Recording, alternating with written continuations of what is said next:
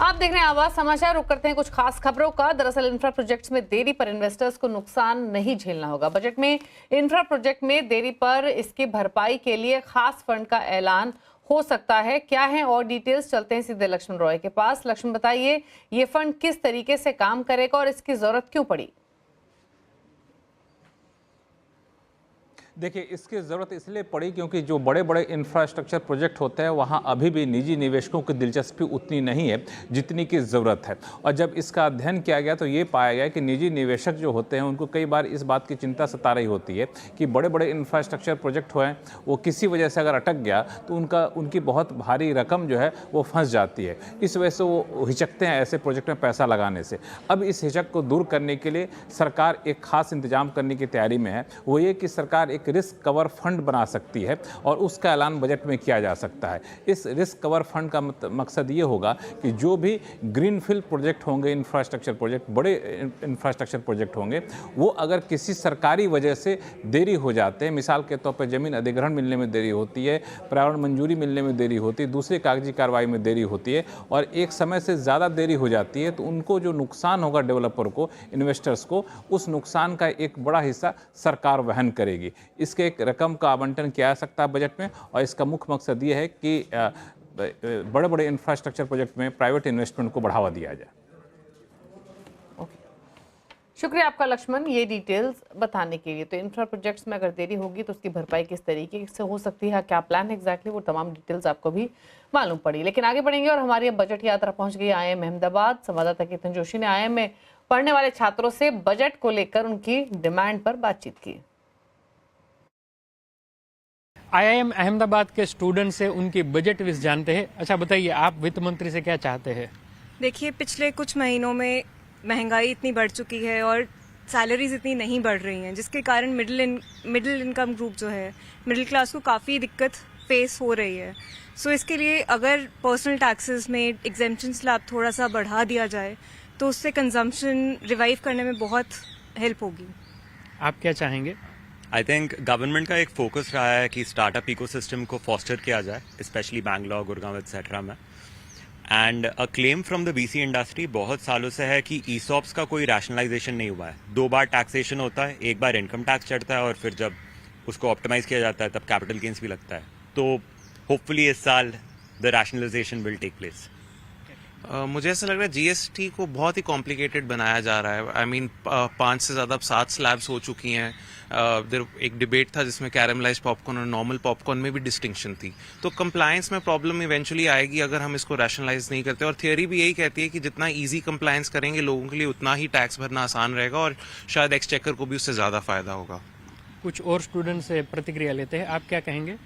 मेरा मानना है कि इंडिया को अगर अपना $5 ट्रिलियन इकोनॉमी का सपना पूरा करना है तो बहुत इंपॉर्टेंट एरिया है MSME, जो इंडिया में अप्रॉक्सीमेटली 60 से 70% ऑफ वर्कफोर्स को एम्प्लॉय कर रहा है मैन्युफैक्चरिंग में, बट उनका कंट्रीब्यूशन आउटपुट में सिर्फ 40% है। तो काफ़ी अपॉर्चुनिटी है इंडिया के पास इस सेक्टर को ग्रो करने का। तो मैं चाहूँगा कि इस बजट में MSMEs के लिए MSMEs के लिए ज़्यादा फोकस हो in terms of improving their access to credit, उनमें कितना टेक्नोलॉजिकल अडॉप्शन है, ताकि वो सिर्फ इंडिया स्केल लेवल पे नहीं बट एक ग्लोबल स्केल पे अपना एक क्षमता बना पाए। उसके अलावा मेरे को लगता है कि सप्लाई चेन में हमें बहुत ज़्यादा इंप्रूवमेंट करनी पड़ेगी in terms of the infrastructure development that we are doing, so that MSMEs के लिए एक तो कॉस्ट कम हो एंड उनके डेवलपमेंट में भी हेल्प हो। आप क्या कहेंगे?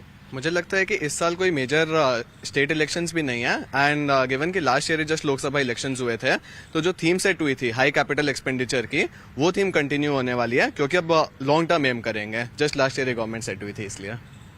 मेरा मानना है कि प्रत्यक्ष विदेशी निवेश 2024 में 2021 के कंपैरिजन में करीब $10 बिलियन कम हुआ है। तो इसका मेन रीज़न ये है कि कुछ रीज़न हमारे कंट्रोल में नहीं है, लेकिन बाकी रीज़न जैसे कि हमारा इंफ्रास्ट्रक्चर लॉजिस्टिक्स कॉस्ट अभी भी 13-14% इकोनॉमी का है।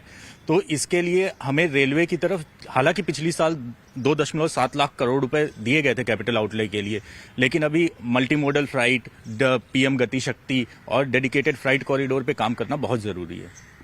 बिल्कुल, तो काफी अच्छे सुझाव यहाँ से मिले हैं। हम उम्मीद करते हैं कि अगर वित्त मंत्री साहिबा इनमें से काफी सारे पॉइंट है उन पर संज्ञान लेगी तो समूची अर्थव्यवस्था को काफी बूस्ट मिलेगा। केतन जोशी, IIM अहमदाबाद। खास मुहिम की मेरा बजट मेरी आवाज। आपको सुनवाते हैं दर्शकों की तरफ से भेजी गई कुछ बजट विश। मैं अनिल कुमार त्रिपाठी, प्राचार्य, जिला राजगढ़ ब्यावरा। मेरा आदरणीय वित्त मंत्री जी से अनुरोध है कि यदि कर्मचारी जो कि मध्यम वर्गीय होते हैं, अगर उनसे ही 1 लाख रुपए का टैक्स ले लिया जाता है तो यह उचित नहीं है। अतः मेरी उनसे मांग है कि वो टैक्स स्लैब में राहत देकर हमारी क्रय शक्ति को बढ़ाने में मदद करें। माननीय वित्त मंत्री महोदया से ये अनुरोध है कि मध्यम वित्त वर्गीय जो लोग हैं, ख़ासतौर से जो सीनियर सिटीजन्स हैं, इन्हें तो टैक्स में थोड़ी सी छूट दी जानी चाहिए। हम ये नहीं कहते कि इन्हें टैक्स मुक्त कर दिया जाए, बिल्कुल टैक्स लिया जाना चाहिए, लेकिन न्याय संगत तरीके से। सीनियर सिटीजन्स की आय कम हो जाती है, उनके खर्चे वही रहते हैं बल्कि थोड़े बहुत बढ़ जाते हैं, तो उनको कुछ राहत मिले। और जो अंधाधुंध पैसा खर्च करने वाले हैं, बेशुमार पैसा कमाते हैं, बेशुमार खर्च करते हैं अपनी लाइफ स्टाइल के लिए, उन लोगों से लिया जाना चाहिए। तो अगर आप भी चाहते हैं आपकी बजट विश भी सीएनबीसी आवाज के जरिए वित्त मंत्री तक पहुंचे, तो इसका तरीका बहुत ही आसान है। बस आपको अपने स्मार्टफोन से 90 सेकंड तक का एक वीडियो बनाना है। बेहतर होगा कि वीडियो आप वर्टिकल मोड में बनाएं, यानी वीडियो बनाते वक्त आपका अपने फ़ोन को ऐसा रखें और इसे HD क्वालिटी सेलेक्ट करके हमें 7045220000 पर व्हाट्सएप कर दिए। वीडियो भेजते वक्त अपना और अपने शहर का नाम लिखना ना भूलें। आपको ये वीडियो सीएनबीसी आवाज के साथ साथ हमारे सभी सोशल मीडिया प्लेटफॉर्म्स पर यानी इंस्टाग्राम, फेसबुक, ट्विटर और यूट्यूब पर भी पोस्ट किया जाएगा। और अब बात मार्केट अपडेट की। निफ्टी वीकली एक्सपायरी पर बाजार में वॉल्टिलिटी रही। सेंसेक्स निफ्टी लगातार दूसरे दिन बढ़त पर बंद हुए। सेंसेक्स 115 पॉइंट चढ़कर 76,520, तो निफ्टी 50 पॉइंट चढ़कर 23,205 पर बंद हुआ। तो वहीं 2 दिनों की गिरावट के बाद मिड कैप स्मॉल कैप में तेजी दिखी। डिटेल्स लेते हैं कंचन नौटियाल से। कंचन, बताइए क्या रहा अपडेट आज के मार्केट का? तो डेफिनेटली वीकली एक्सपायरी के दिन निफ्टी ने अपने लोअर लेवल से रिकवरी लेके आज एक क्लोजिंग दी है। अब देखते हैं कि स्टॉक स्पेसिफिक एक्शन हमें मार्केट के अंदर किस तरीके का देखने को मिला है। सबसे पहले बात करते हैं निफ्टी के बढ़ने वाले शेयर। सबसे पहला नाम आता है अल्ट्राटेक सीमेंट का, बिकॉज कंपनी के नतीजे आ गए हैं और जो एक्सपेक्टेशन लगाई गई थी, जो एस्टिमेट्स निकाले गए थे, उससे नतीजे कई बेहतर आए हैं, जिसका रिफ्लेक्शन सीधा सीधा हमें अल्ट्राटेक सीमेंट में देखने को मिला है। विप्रो आईटी पैक पूरा ही बज में बना हुआ है। आईटी की मिड कैप कंपनीज ले लीजिए, वहां पे भी अच्छा खासा मोमेंटम है और नतीजे विप्रो के बाद से विप्रो में अच्छी खासी चाल देखी जा रही है। ऐसे ही ग्रासिम इंडस्ट्री और श्रीराम फाइनेंस में भी अच्छा खासा मोमेंटम बना हुआ है। आगे बढ़ते हैं और देखते हैं कि गिरने वाले शेयर कौन से हैं। बीपीसीएल के जो नंबर आए थे उसके बाद शेयर के अंदर एक गिरावट देखने को मिली है, बिकॉज नंबर से पहले ही हमने इसके अंदर एक रैली देख ली थी और नंबर का अनुमान कहीं ना कहीं बाजार में पहले आ गया था, तो प्रॉफिट बुकिंग भी यहाँ पे देखी जा रही है। कोटक महिंद्रा बैंक नतीजों के बाद लगातार इसमें हमें एक गिरावट का सिलसिला देखने को मिला है। हालांकि अभी एक प्रॉफिट बुकिंग हम बोल सकते हैं कि पहले दिन तो हमें एक अच्छा खासा मोमेंटम मिला था, लेकिन अब प्रॉफिट बुकिंग का सिलसिला चालू हो गया है। HCL टेक और साथ ही साथ पावर ग्रिड में भी आज हमें एक कमजोरी का सत्र देखने को मिला। मिड कैप की बात कर लेते हैं। कोफॉर्ज नंबर्स आए हैं, नंबर्स बहुत रोबस्ट हैं, रिफ्लेक्शन इसके शेयर में देखने को मिला है। परसिस्टेंट सिस्टम का भी सेम यही स्टोरी है कि नंबर्स के बाद अच्छी खासी चाल है। भारत डायनेमिक्स यहाँ पे जो पूरा का पूरा डिफेंस सेक्टर है, यहाँ पे काफी ज्यादा बज बना हुआ है बजट को लेके, जिसका रिफ्लेक्शन हमें नंबर्स में देखने को मिल रहा है। डिक्सन टेक्नोलॉजी के नंबर के बाद भी यहाँ पे एक शानदार चाल देखने को मिल रही है। लूजिंग पॉकेट की बात करी जाए तो एयू स्मॉल फाइनेंस बैंक में आज सारे ही बैंकिंग शेयर्स में इनफैक्ट हमें एक प्रेशर आता हुआ दिखाई दिया था, तो हम बोल सकते हैं कि कैचअप रैली कहीं ना कहीं बाजार ने पकड़ी है बैंकिंग शेयर के अंदर। हुडको कल इसके नतीजे आए थे, सेकेंड हाफ में इसमें अच्छी चाल देखने को मिली थी, लेकिन आज फर्स्ट हाफ में तो करीबन 3.5% तक लुढ़कता हुआ दिखाई दिया था, लेकिन वहां से रिकवर होकर 3% की कमजोरी दिखाई है। HPCL की बात करी जाए तो जैसे बीपीसीएल था, कैचअप रैली इसने भी पकड़ी है, 2.25% की गिरावट। आयरिडा में भी करीबन 2% का डाउनसाइड देखने को मिला है।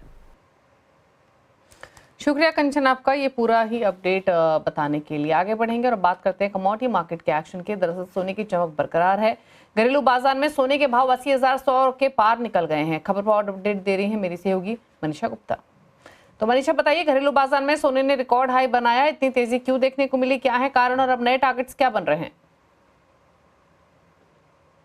वेल जी, यहाँ सोने में लगातार दूसरे दिन ऑल टाइम हाइज बनते हुए नजर आए हैं और आज तो हमने सोने में 80,000 रुपए के स्तर भी निकलते हुए देखे 10 ग्राम के तहत। और ये वो प्राइसेस हैं जिसमें अभी जीएसटी और मेकिंग चार्जेस लगने बाकी हैं, यानी कि 82,000 रुपए प्रति 10 ग्राम के लेवल्स अब यहाँ पर फिजिकल मार्केट्स में निकल चुके हैं। इंटरेस्टिंगली अगर आप अंतर्राष्ट्रीय बाजारों को देखें तो वहाँ पर प्राइसेस $2760 पर आउंस के आसपास हैं, जो कि ऑल टाइम हाई से $100 नीचे हैं। लेकिन क्योंकि भारतीय बाजारों में और अंतर्राष्ट्रीय बाजारों में खरीदारी अच्छी खासी है, रुपए में हमने भारी डिप्रिसिएशन आता हुआ देखा है, उसकी वजह से सोने के प्राइसेस में ये तेज़ी है।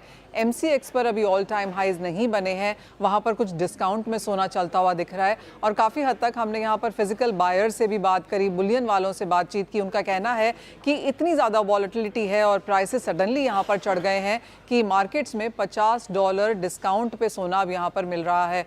ऑफकोर्स अब शादियों का सीज़न जोर शोर पे है, तो वो जो खरीदारी है वो तो बाज़ारों में है ही, लेकिन उसके अलावा जो इन्वेस्टमेंट डिमांड है उसमें हल्की सी गिरावट देखने को मिली है। इंटरेस्टिंगली जिस तरह की अनसर्टनिटी और सेफ हेवन बाइंग हमने सोने में आते हुए देखी है, ज़्यादातर जानकारों का मानना है कि जो ऑल टाइम हाई सोने में बनेंगे वो फर्स्ट हाफ 2025 में आते हुए नजर आएंगे। काफ़ी हद तक जो ब्रोकर्स हैं, एनालिस्ट हैं, उनका कहना है कि 85 से 86,000 रुपए प्रति 10 ग्राम के ऑल टाइम हाई सोना आपको 2025 के फर्स्ट हाफ में बनाता हुआ दिखेगा। शुक्रिया आपका मनीषा, पूरी अपडेट बताने के लिए। आगे बढ़ेंगे और बताते हैं आपको रक्षा मंत्रालय की ओर से सबमरीन टेंडर रद्द होने से जुड़ी खबर पर अपडेट सामने आया है और सूत्रों के मुताबिक अब सबमरीन का टेंडर दोबारा जारी करने की संभावना कम है। ज़्यादा डिटेल्स के साथ लक्ष्मण रॉय हमारे साथ। लक्ष्मण, बताइए क्या डिटेल्स? देखिए, दरअसल रक्षा मंत्रालय ने 6 सबमरीन खरीदने का कॉन्ट्रैक्ट टेंडर जारी किया था। और ये सबमरीन की खासियत यह है कि ये बहुत ही आधुनिक तकनीक से लैस है, 2 हफ्ते तक पानी के भीतर रह सकता है। और चूंकि स्ट्रेटेजिक पार्टनरशिप के तहत ये सबमरीन बनाया जाना था, तो उस टेंडर में 2 कंपनियों ने यहाँ पर हिस्सा लिया था। LNT कंपनी थी जो कि स्पेनिश कंपनी के साथ मिलकर साझेदार बन के टेंडर जारी दिया था, और दूसरा MDL थी, मझगांव डॉक शिपयार्ड, जो कि जर्मन कंपनी के साथ मिलकर टेंडर दिया था। अब टेंडर ओपन हुआ है, तो जो सूत्र बता रहे हैं उसके मुताबिक टेंडर ओपन होने पर यह पाया गया कि टेक्निकल ओवरसाइट कमेटी के मुताबिक जो LNT के टेंडर थे उसमें कुछ तकनीकी खामियां पाई गई। LNT के तरफ से जो डेटा दिए गए थे उसमें कुछ तालमेल की कमी पाई गई है, तो उनका टेंडर खारिज होता हुआ दिख रहा है। और मझगांव डॉक शिपयार्ड यानी MDL का टेंडर यहाँ पे पास होता हुआ दिख रहा है। और MDL ने इस बात की जानकारी आज दोपहर बाद एक्सचेंज को भी दी है और बोला है कि रक्षा मंत्रालय की तरफ से उन्हें जानकारी मिली कि टेंडर ओपन हुआ है। लेकिन अब सवाल उठता है कि LNT के टेंडर खारिज होने के बाद क्या होगा? क्या सारे 6 सबमरीन का कॉन्ट्रैक्ट सीधा सीधी चलाएगा MDL के पास? तो इस पर अभी सस्पेंस बरकरार है। सूत्र कह रहे हैं कि रक्षा मंत्रालय 2 विकल्पों पर विचार कर रहा है। एक विकल्प कि 6 के 6 सबमरीन का टेंडर दे दिया जाए, बनाने की जिम्मेदारी MDL को। दूसरा विकल्प यह है कि 6 ना दिया जाए, 3 LNT को दे दिया जाए, 3 MDL को दे दिया जाए। और ऐसे में इस बात की संभावना काफ़ी कम दिख रही है कि शायद दोबारा टेंडर की प्रक्रिया जारी की जाए। लेकिन इन सबसे पहले मामला लीगल टीम के पास देखी जाएगी और फिर अंतिम फैसला लेने का अधिकार रक्षा मंत्रालय को होगा। रक्षा मंत्रालय के फैसले के बाद ही इस पर आगे बढ़ेगी सरकार। शुक्रिया आपका लक्ष्मण ने पूरी डिटेल्स बताने के लिए। इस खबर से जुड़ी हुई अब आगे किसे मिलेगा ये नया कॉन्ट्रैक्ट वो देखना होगा। कई कंपनियां हैं जिनके नाम सामने आए हैं जो कि सीधे इम्पैक्ट हो सकती हैं। मैज़गांव डॉक एक नाम जिस पर आज हमने फोकस भी देखा। Thank you Laxman. आगे बढ़ेंगे। रिलायंस इंडस्ट्रीज ने महाराष्ट्र में बड़े निवेश का ऐलान किया है। कल दावोस में हुए समारोह में रिलायंस और महाराष्ट्र सरकार ने 3,05,000 करोड़ रुपए के निवेश का ऐलान किया है। इसको लेकर कल दावोस में MOU साइन किया गया। रिलायंस इंडस्ट्रीज के non executive director Anant Ambani और महाराष्ट्र के मुख्यमंत्री देवेंद्र फडणवीस ने इसका ऐलान किया और ये निवेश new energy, retail, hospitality, hi tech manufacturing, telecom जैसे सेक्टर्स में होगा। अनंत अंबानी की लीडरशिप में ये निवेश पूरा होगा और इससे राज्य में करीब 3 लाख नौकरियों के मौके पैदा होंगे। It is an extreme honor and a moment of pride for me and for RIL as we embark on this remarkable MOU with the government of Maharashtra. RIL has always been deeply committed to the idea of New India under the visionary leadership of our Honorable Prime Minister Shri Narendra Bhai Modi ji. As the largest business group in India, we are spread across the country, furthering our commitment to build a great nation. In this regard, our 3,05,000 crore MOU spread across new energy, retail, hospitality, green power, high-tech manufacturing is the step in that direction. Reliance industry ने महाराष्ट्र सरकार के साथ एक MOU sign किया है जिसमें Reliance industry Maharashtra में 3,05,000 करोड़ का निवेश करने जा रही है। भिन्न भिन्न क्षेत्रों में यह निवेश होगा जिसमें petrochemicals, polyester, renewable energy, bio energy, green hydrogen, green chemicals, industrial area development, retail, data centres, telecommunication, hospitality और रियल एस्टेट ऐसे वैरिड क्षेत्रों में ये इन्वेस्टमेंट होने वाली है।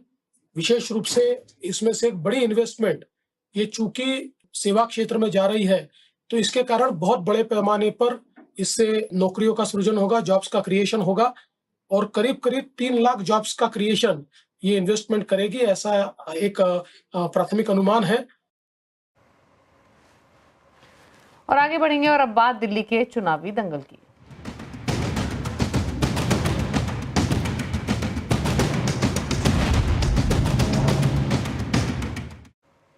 और दिल्ली चुनाव में आम आदमी पार्टी के संयोजक अरविंद केजरीवाल ने आज एक और ऐलान किया। उन्होंने कहा कि अगले 5 सालों में आपकी सबसे बड़ी प्राथमिकता युवाओं के रोजगार और नौकरियां पैदा करने की होगी। उनकी टीम रोजगार दिलाने की योजना पर काम करेगी।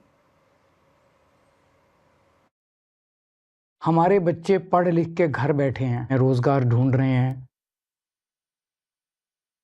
इनमें कुछ बच्चे कई बार गलत संगत में पड़ जाते हैं और जब गलत संगत में पड़ जाते हैं तो उसके बाद अपराध के क्षेत्र में चले जाते हैं। उनको वापस लाना बड़ा मुश्किल हो जाता है। आज सबसे ज़्यादा बेरोजगारी की वजह से परिवार पीड़ित हैं, दुखी हैं।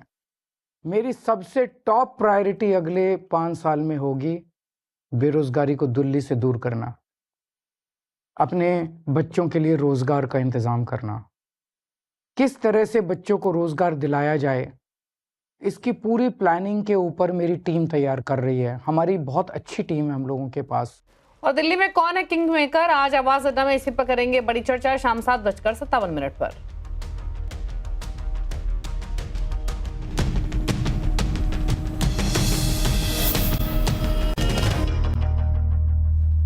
आप देख रहे हैं आवाज समाचार। और एक्टर सैफ अली पर हुए हमले के बाद बॉलीवुड फिर दहशत में है। दरअसल कपिल शर्मा, राजपाल यादव और सुगंधा मिश्रा के साथ कोरियोग्राफर एम डिसूजा को ईमेल के जरिए धमकी मिली है। अपडेट दे रहे हैं पूरी हमारे संवाददाता विवेक गुप्ता।